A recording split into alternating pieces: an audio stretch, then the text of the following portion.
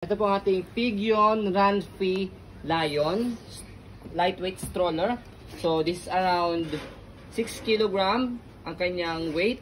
Okay. High seated. So already washed and ready to use. High seated. Ayan, para sa mga matatangkad na mga baby. Ayan, reversible handle, adjustable din po yung kanyang handle. A4 cast po yung gulong. Okay. So ito po yung details po niya one by one. Unahin natin sa kanyang canopy. Ayan. Budget meal. So this branded stroller is like tawag ito, budget meal lang po namin. Okay, para sa mga naghahanap sa aming mga mommies na gusto ng branded yet medyo mura siya. Ayan. So ito yung kanyang canopy, color gray. Meron lang siyang slightly faded lang dito sa part na to. Slightly lang. Halos hindi naman siya halata, oh. Ayan, kasi color gray siya. Peekaboo. Dalawa. Ayan. And then pwede siyang full canopy. Ayan, oh. Hindi ko nasabi kanina. And then ayan yung kanyang pagkakaupo. Okay na, baby? Thank you. So ayan, as you can see, yung baby namin is 4 years old. Pero kayang-kaya pa rin po siya. Ayan. Okay na, baby.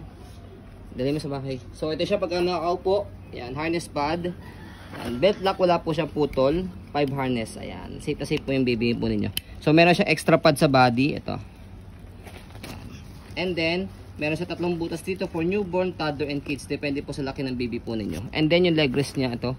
Yan, adjustable po yan. Okay?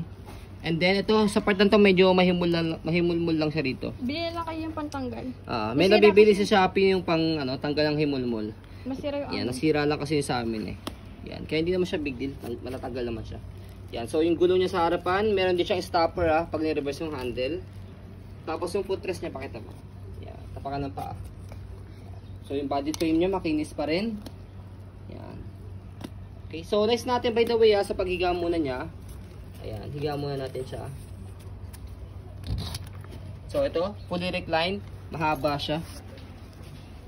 Okay. And then sa kabilang side ng body frame. Ayan. And then sa likod. So ayan, sa likod and then yung stopper niya. Ayan. Okay.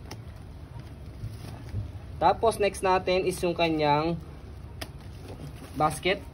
Tapos dito siya ina-adjust pag gusto niyo po siyang iupo, hatakin niyo lang po itong dalawa. Pag gusto niyo naman po siyang ihiga, ayan, hatakin niyo lang po dito. Okay? So next natin, ayan, sa handle. Ito yung handle niya. Wala siyang tier. Meron na rin siya ritong extra pad para hindi magasgasan yung handle niya.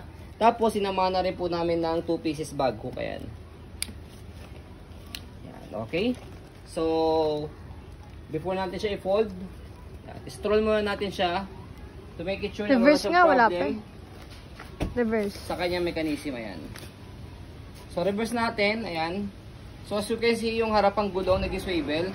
Pag ni-reverse natin siya, shoot nyo lang dito. Ayan. Itong gulong naman sa likod yung mag-swivel. So, ito mag-straight na siya. Kaya meron siyang stopper din dito. Ayan, di ba? So, adjust natin yung kanyang handle. Depende sa laki na magtutulak na baby or na kapatid niya. Di ba? Ganda. Ayan. Okay. So, next natin sa pag-fold sa kanya, kailangan lang talaga siyang ibalik yung handle niya. Ayan. Tapos, fold canopy. Sa handle, ayan, may nakikita naman kayo, slide. Naka-unlock. Tapos, press yung ilalim. To. Dapat naka-red siya, press yung ilalim. Kasi kapag hindi nakakulay blue siya, naka-lock. Okay? Baka mamaya puwersa kayo ng puwersa dito masira. Kailangan naka-unlock siya, red. Press yung ilalim, angat yung likod, tapos pull down. So this is one hand fold, one hand open. Kaya less hassle siya i-open sa kay fold. So try natin ulit. Saka pag open sa kanya, press, angat yung likod, tapos bubukan nyo lang siya. So ganun lang, di ba? So ayan po ang ating pong Pigeon Run-Free Lino. Lino pala, hindi pala Lion. Lino pala. Linon.